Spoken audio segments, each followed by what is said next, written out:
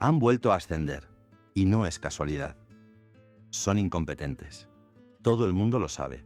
Han cometido errores graves, han fracasado una y otra vez, han generado problemas que otros han tenido que arreglar. Y aún así, ahora están por encima de ti. Son tus jefes. Mientras tanto, la persona que realmente mantiene el departamento en pie sigue en el mismo lugar, pasada por alto, infravalorada, invisible. Y en tu cabeza solo hay una pregunta. ¿Cómo puede seguir ocurriendo esto? Esa misma pregunta se la hizo alguien hace más de 500 años, y lo que descubrió fue inquietante. No es un fallo del sistema, es el sistema funcionando. Y lo que descubrió resulta profundamente perturbador. La gente estúpida no llega al poder por accidente. No es una casualidad ni una anomalía del sistema. Llegan porque el propio sistema está construido para colocarlos ahí. No porque exista una conspiración oculta, sino porque así es como evolucionan de forma natural las estructuras de poder. Esto ya se veía claramente en la Italia del Renacimiento. Nobles incompetentes heredando cargos, generales temerarios perdiendo batallas, funcionarios corruptos arrasando ciudades enteras, y al mismo tiempo, estrategas brillantes, administradores capaces y consejeros sabios permaneciendo relegados, o directamente eliminados por resultar demasiado inteligentes. Nada de esto era aleatorio. Era un patrón. Y ese patrón revelaba algo incómodo. La estupidez no es un error del sistema, es una ventaja dentro de él. No es un fallo en la adquisición del poder, es una característica funcional. La clave está en una idea fundamental, en los juegos de poder. Parecer competente importa más que serlo. Casi todo el mundo juzga por las apariencias. Muy pocos tienen acceso, o interés, en comprender lo que alguien es realmente. Y aquí está el punto decisivo. Las personas estúpidas suelen parecer más competentes porque no saben lo suficiente como para dudar de sí mismas. Hoy voy a mostrarte el análisis completo de por qué la gente estúpida acaba dirigiendo el mundo. No para desanimarte, sino para darte comprensión. Porque una vez entiendes los mecanismos que elevan la estupidez, puedes aprender a moverte alrededor de ellos, o, al menos, dejar de confundirlos con inteligencia. Por eso la gente estúpida gobierna el mundo. Y por eso siempre lo ha hecho. La gente estúpida proyecta certeza. La gente inteligente muestra dudas. El estúpido habla con una convicción absoluta porque no percibe la complejidad. El inteligente introduce matices porque sí la percibe. Y las masas no siguen la precisión, siguen la seguridad. Piensa en el último debate que viste. La persona inteligente probablemente dijo algo como: este asunto tiene múltiples variables. El contexto histórico apunta en una dirección, los datos actuales sugieren otra. Y antes de decidir, habría que considerar también este tercer factor. Mientras tanto, la persona estúpida afirmó: la respuesta es evidente. Hacemos esto. Quien no lo vea así es un incompetente. ¿Quién ganó? Casi siempre gana quien habla con más seguridad. No porque tenga razón, sino porque su certeza resulta psicológicamente reconfortante. Esto ya se observaba hace siglos en Florencia. Los políticos que reconocían la complejidad eran tachados de débiles o indecisos. Los que ofrecían soluciones simplistas eran elegidos, incluso cuando esas soluciones acababan en desastre. ¿Por qué ocurre esto? Porque el cerebro humano utiliza atajos. Evolucionamos en contextos donde la acción rápida salvaba más vidas que el análisis perfecto. El líder que gritaba «corred» ante un peligro inmediato aumentaba las probabilidades de supervivencia. El que proponía analizar la situación podía no vivir para terminar el análisis. Ese atajo funcionaba en entornos simples, pero en la complejidad moderna falla. Los problemas sencillos premian el pensamiento sencillo. Los problemas complejos castigan el pensamiento simple. Y, sin embargo, seguimos sintiéndonos atraídos por la voz firme, por el tono decidido, por la afirmación rotunda. Porque la confianza se confunde con competencia. Aquí entra en juego lo que hoy conocemos como el efecto Dunning-Kruger. Mucho antes de que la psicología le pusiera nombre, el fenómeno ya estaba presente. Cuanto menos sabes, más seguro te sientes. Cuanto más sabes, más consciente eres de todo lo que ignoras. La persona estúpida no experimenta la duda que nace de comprender la complejidad. Por eso puede hablar con una seguridad que la persona inteligente, honestamente, no puede sentir. Y esa seguridad gana, una y otra vez, de forma predecible. Llévalo a tu entorno laboral. El compañero inteligente propone: deberíamos probar este enfoque. Proyectos similares suelen tener complicaciones que conviene anticipar. El jefe simplista responde: hazlo sin más. Funcionará. Estoy convencido. Si por casualidad funciona, ¿quién se lleva el mérito? El que proyectó seguridad. Si fracasa, ¿a quién se culpa? Al que advirtió de los riesgos por no haberse implicado lo suficiente. Hace siglos ya se advertía de algo inquietante. Las personas juzgan más por lo que ven que por lo que realmente comprenden. Todo el mundo puede percibir tu confianza. Muy pocos pueden evaluar tu verdadera competencia. Y como lo visible pesa más que lo profundo, la seguridad se recompensa. La prudencia se interpreta como debilidad. Esta es la primera razón por la que la estupidez escala posiciones de poder. Proyecta una certeza que la inteligencia no puede fingir sin traicionarse. Y los sistemas seleccionan la apariencia de firmeza por encima de la precisión real. Las estructuras de poder no buscan necesariamente verdad. Buscan estabilidad percibida. La gente estúpida no amenaza el poder existente. La gente inteligente sí. La persona inteligente cuestiona. Y precisamente por eso muchas veces queda fuera. Las estructuras de poder no seleccionan necesariamente a los más capaces. Seleccionan a quienes resultan menos amenazantes. Imagina que diriges una organización. Dos perfiles aspiran a un puesto directivo. El primero detecta ineficiencias. Señala procesos obsoletos. Propone mejoras que implican cambios reales. Cuando algo no funciona, lo dice. Incluso si eso supone incomodar a quienes están por encima. El segundo sigue los procedimientos sin preguntar. Acepta la autoridad de forma automática. Defiende el sistema tal y como está. Nunca genera fricción. Nunca crea complicaciones. Si tu prioridad es la estabilidad institucional. Y casi todas las instituciones priorizan eso. ¿A cuál promocionas? Al segundo. No porque el primero sea malintencionado, sino porque es disruptivo. Ve lo que está roto y quiere repararlo. Pero reparar algo implica reconocer que está dañado. Y admitir que algo está mal pone en cuestión a quienes lo diseñaron, lo gestionan o se benefician de ello. Por eso, con frecuencia, la persona inteligente acaba etiquetada como difícil, poco adaptable, excesivamente crítica o no es un jugador de equipo. Mientras tanto, quien nunca cuestiona asciende, defiende decisiones equivocadas, justifica errores evidentes, mantiene una comodidad disfuncional y, sobre todo, no representa ninguna amenaza para el poder existente. Esto no es nuevo. En contextos históricos ya se observaba un patrón inquietante. Asesores brillantes que señalaban problemas eran apartados, exiliados o silenciados. En cambio, los aduladores mediocres que reforzaban el ego del líder eran recompensados. No porque se prefiriera el mal consejo en sí, sino porque se prefería el consejo que no cuestionaba la posición de quien mandaba. Aquí se crea un mecanismo de selección muy claro. El camino hacia el poder exige no amenazar a quienes ya lo poseen. Y la forma más sencilla de no amenazarlos es no percibir o no señalar lo que está mal. La estupidez, en ese contexto, se convierte en una garantía de seguridad. Piensa en la política. El candidato que afirma, nuestro enfoque está equivocado, necesitamos replantearlo desde la base, rara vez resulta cómodo para el sistema.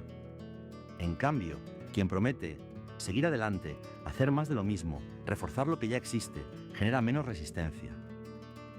El segundo mensaje no obliga a reconocer errores pasados. No cuestiona intereses establecidos. No pone en riesgo posiciones consolidadas. El primero sí. Y quienes deciden quién asciende suelen ser precisamente quienes más tienen que perder si el sistema cambia. Por eso la gente estúpida asciende no a pesar de su estupidez, sino gracias a ella. Su limitación los vuelve seguros. Los convierte en mantenedores en lugar de reformadores. En guardianes del orden existente, no en arquitectos de uno nuevo. Los líderes estúpidos se rodean de personas aún más. Los líderes incompetentes se sienten amenazados por subordinados competentes. Y cuando alguien se siente amenazado, no elige talento, elige protección. Así comienza la cascada. Ya se advertía hace siglos que la inteligencia de un gobernante puede medirse observando a las personas que lo rodean. Pero también se comprendía algo más incómodo. Los dirigentes débiles tienden a rodearse de personas aún más débiles para no poner en riesgo su autoridad. Piénsalo con calma. Cuando una persona limitada alcanza el poder, en el fondo sabe que no está realmente preparada. Puede que no lo admita ni siquiera ante sí misma, pero la inseguridad está ahí, latiendo. Y entonces llega el momento de contratar. Tiene dos opciones. Opción A: incorporar a alguien más capaz. Eso implica exponerse. Implica que las comparaciones sean inevitables. Implica el riesgo de quedar en evidencia. Opción B: elegir a alguien ligeramente menos competente. Eso garantiza seguridad, control. La tranquilidad de ser siempre la mente más brillante de la sala. ¿Qué opción suele elegirse? La segunda. Y ahí comienza lo que en psicología organizacional se describe como una degradación en cascada.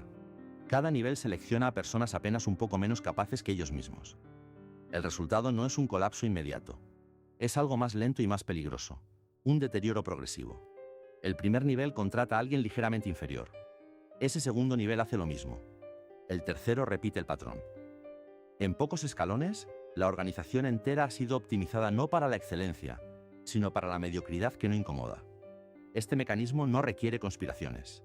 No necesita reuniones secretas. Funciona de forma casi automática, porque cada capa busca protegerse de la amenaza que representa la competencia real. La historia está llena de ejemplos, gobernantes inseguros rodeados de aduladores. Esos aduladores promoviendo a personas aún menos capaces. Y, generación tras generación, la administración eficiente volviéndose imposible porque el sistema entero había sido diseñado para premiar la docilidad sobre la capacidad. En el mundo actual lo vemos también. Un director inseguro elige ejecutivos que no lo cuestionen. Esos ejecutivos nombran responsables que no los incomoden. Los responsables eligen mandos intermedios que jamás supongan un riesgo. Y, varios niveles más abajo, la organización termina gestionada por personas cuidadosamente seleccionadas por su incapacidad para detectar o resolver problemas estructurales. No es un fallo puntual, es un fallo acumulativo. La psicología habla de homofilia, la tendencia a rodearnos de quienes se parecen a nosotros. Pero en las estructuras de poder ocurre algo aún más específico, una selección descendente. Cada nivel elige a alguien un poco menos capaz, porque ascender exige no amenazar a quien está arriba. Y así, quienes prosperan no son necesariamente los mejores, sino los menos inquietantes. Con el tiempo, la estupidez deja de ser individual y se vuelve sistémica. Se institucionaliza. Se protege a sí misma mediante capas de incompetencia que bloquean la entrada de talento real. Por eso, organizaciones enteras, industrias completas e incluso gobiernos pueden volverse estructuralmente torpes. No por un derrumbe repentino, sino por una lenta y constante selección a favor de la incompetencia que no amenaza el equilibrio interno. Es un proceso gradual, silencioso y profundamente humano. Estamos psicológicamente programados para seguir a los tontos confiados. Nuestros cerebros no evolucionaron para distinguir competencia de incompetencia. Evolucionaron para reaccionar ante la seguridad. Y sin experiencia técnica, casi nunca sabemos diferenciarlas. Ya se señalaba hace siglos que la mayoría de las personas se deja guiar por las apariencias. No es una acusación elitista. Es una constatación psicológica. Evaluar la confianza es inmediato. Evaluar la competencia es complejo. Piensa en esto con honestidad. ¿Podrías juzgar la habilidad de un cirujano observando una operación si no eres cirujano? ¿Podrías evaluar los cálculos de un ingeniero sin formación técnica? ¿Podrías determinar la solidez de la estrategia de alguien si no dominas ese campo? Probablemente no. Pero sí puedes percibir, en cuestión de segundos, si esa persona parece segura de sí misma. Y ahí está el problema. Nuestro cerebro utiliza la confianza como sustituto de la competencia. Durante la mayor parte de la historia humana, ese atajo funcionó razonablemente bien. El cazador seguro solía tener experiencia. El guerrero decidido probablemente sabía lo que hacía. El líder firme, en muchos casos, había demostrado capacidad. Pero en la complejidad moderna, ese atajo falla. Hoy, la seguridad puede ser precisamente lo contrario, el indicador de alguien que ignora la magnitud de lo que desconoce. Sin embargo, seguimos respondiendo a ella porque está profundamente grabada en nuestra arquitectura psicológica. La psicología contemporánea lo ha estudiado. El efecto Dunning-Kruger describe cómo las personas con menos competencia tienden a sobreestimar sus capacidades, mientras que las más competentes son más conscientes de sus límites. Pero hay algo más inquietante. La investigación muestra que quienes proyectan exceso de confianza suelen ser percibidos como líderes con mayor facilidad, independientemente de su capacidad real. Y no es que los grupos dirigidos por personas excesivamente seguras funcionen mejor. Es que creen que funcionan mejor. La confianza es contagiosa. Genera una sensación de certeza compartida. Y la certeza, aunque sea falsa, resulta emocionalmente reconfortante. La historia está llena de ejemplos en los que la seguridad precedió al desastre. El general George Armstrong Custer, convencido de su superioridad, condujo a su caballería a la derrota en la batalla de Battle of the Little Bighorn. Los responsables del RMS Titanic confiaban tanto en su invulnerabilidad que no consideraron necesario equiparlo con suficientes botes salvavidas. Y antes de la crisis financiera de 2008, numerosos líderes económicos defendían con absoluta seguridad modelos de riesgo que terminaron colapsando la economía global. En cada caso, la confianza precedió a la catástrofe. Y, sin embargo, hasta que el desastre ocurrió, esa confianza resultaba persuasiva. ¿Por qué seguimos cayendo en esto? Porque distinguir entre competencia real e incompetencia segura requiere conocimientos que la mayoría no posee. Y cuando nadie en el grupo dispone de esa experiencia, la decisión colectiva se inclina hacia quien parece más firme. No seguimos a personas estúpidas porque seamos irracionales. Las seguimos porque nuestra configuración psicológica hace que la estupidez confiada resulte más convincente que la inteligencia honesta que duda. Y la persona limitada siempre parecerá más segura, porque ignora todo aquello que debería hacerle cuestionarse. La gente inteligente tiene una ética que la gente estúpida. Hay otro factor todavía más perturbador. En las luchas por el poder, la inteligencia puede convertirse en una desventaja. Y la estupidez, liberada de complejidades éticas, accede a estrategias que la mente reflexiva rechaza. Se decía hace siglos que quien desee conservar el poder debe aprender cuándo no puede permitirse ser bueno. Esta afirmación suele interpretarse como una defensa del cinismo, pero en realidad describe algo más frío y más real. En cualquier competición, quien está dispuesto a cruzar límites posee opciones que la persona ética descarta. Quien no tiene escrúpulos puede prometer sin intención de cumplir. Puede manipular información. Puede explotar miedos y prejuicios. Puede apropiarse del trabajo ajeno y culpar a inocentes. Y lo hará sin experimentar demasiada fricción interna. ¿Por qué? Porque la inteligencia suele ir acompañada de razonamiento moral complejo. La persona inteligente tiende a preguntarse: ¿cuáles serán las consecuencias? ¿Qué impacto tendrá esto en otros? ¿Cómo me sentiría si me hicieran lo mismo? ¿En qué clase de persona me convierto si actúo así? La persona más limitada, en cambio, reduce la cuestión a algo mucho más simple. ¿Funcionará?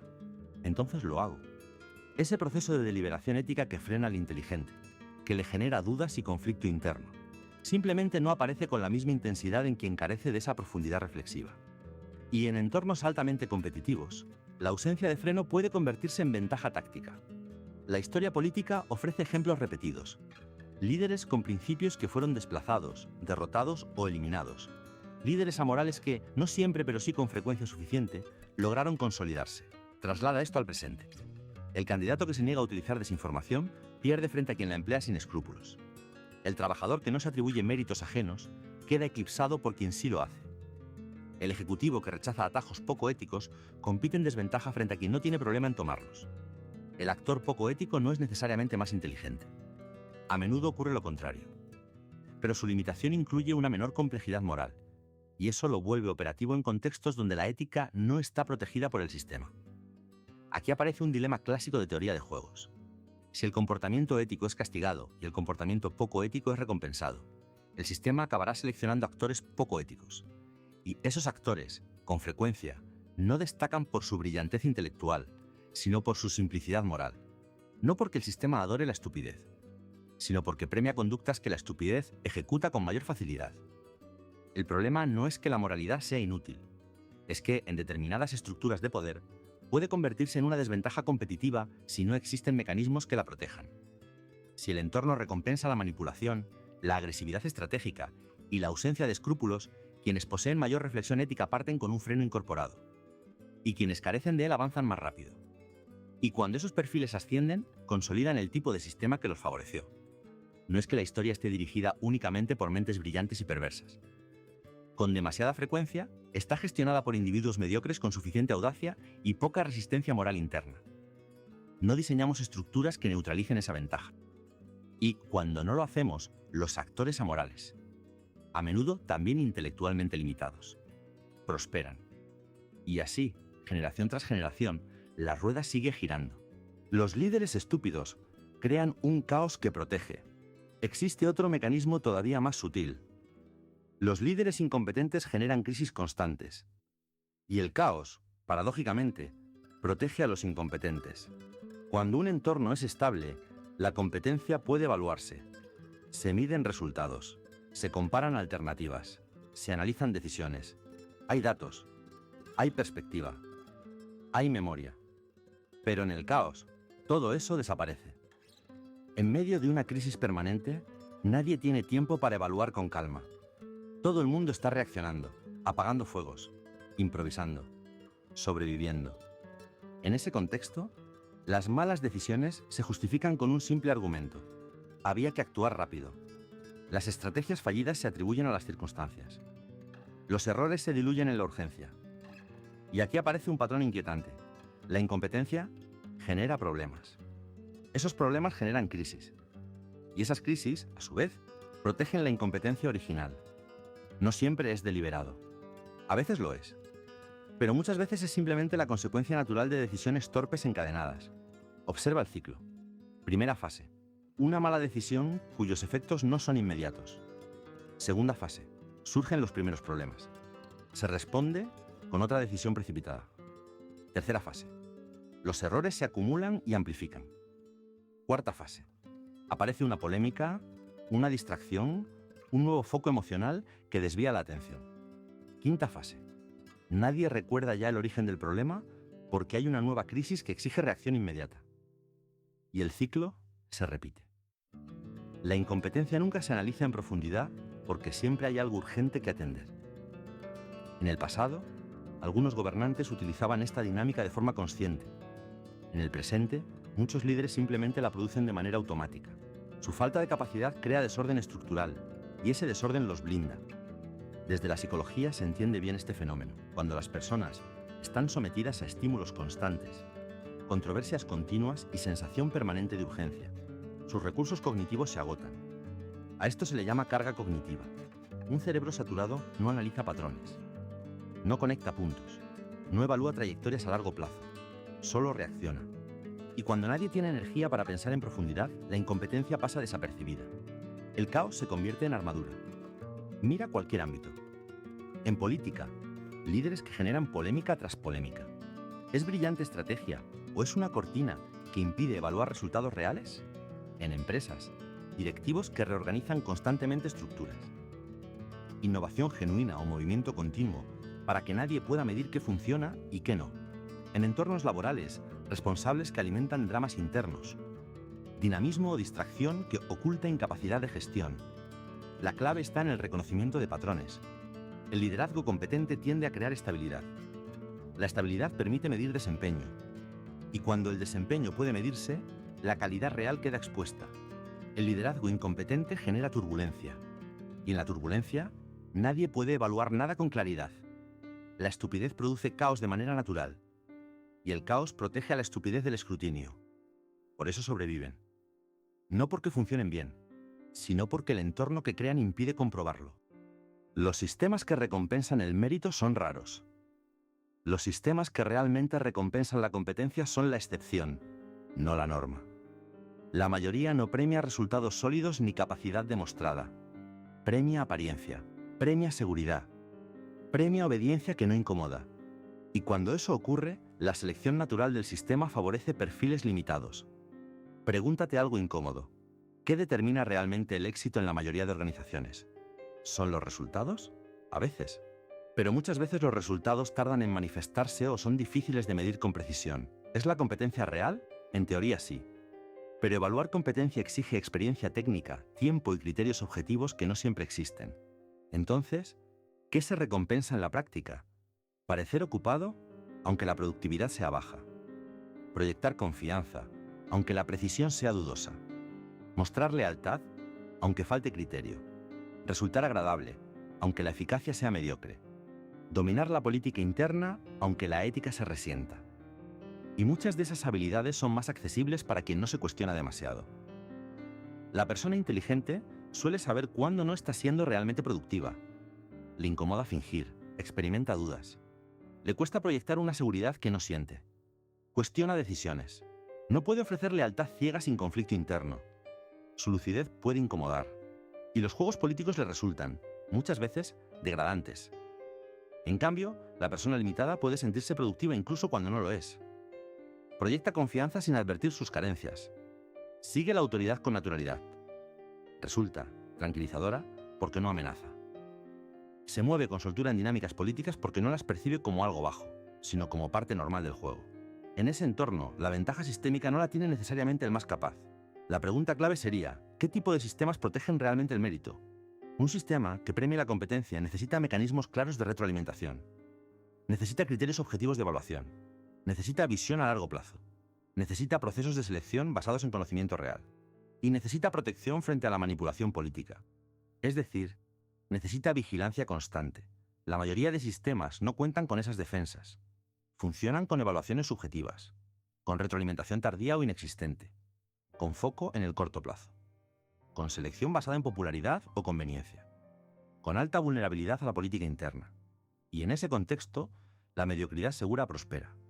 La historia lo muestra una y otra vez. Imperios que comenzaron con ascensos basados en mérito militar y terminaron en herencias incompetentes. Administraciones que instauraron exámenes rigurosos para seleccionar talento y que, con el tiempo, degeneraron en estructuras que premiaban la conformidad por encima de la excelencia. Empresas que nacieron centradas en la capacidad y acabaron convertidas en escenarios donde la apariencia importa más que la efectividad. El patrón es claro. Los sistemas que premian el mérito tienden a degradarse si no se protegen activamente contra la entropía. Mantener estándares exige esfuerzo continuo. No hacerlo conduce, de forma gradual, hacia la selección de perfiles menos amenazantes. Y como esa defensa constante es difícil, costosa y políticamente incómoda, muchos sistemas simplemente dejan de ejercerla. Por eso la estupidez termina gobernando estructuras enteras, no porque alguien lo planee necesariamente, sino porque los sistemas que impiden su ascenso son raros, frágiles y están permanentemente bajo presión. La incompetencia cómoda tiene aliados poderosos: la pereza institucional, el corto plazo y el miedo a la incomodidad. Y cuando esas fuerzas dominan, la deriva es casi inevitable.